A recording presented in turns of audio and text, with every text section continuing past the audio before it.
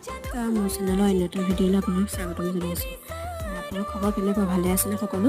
মোৰ ভালেই। আৰু আজি আমি আহিছিলোঁ পথাৰলৈ। মই মানুহজন আৰু বৰমা বাৰু সদায় আহে। আৰু পথাৰলৈ আহিছিলোঁ আচলতে বৰশী বাবলৈ। বৰশী দুটা ঘৰৰ পৰা লৈ আহিছোঁ।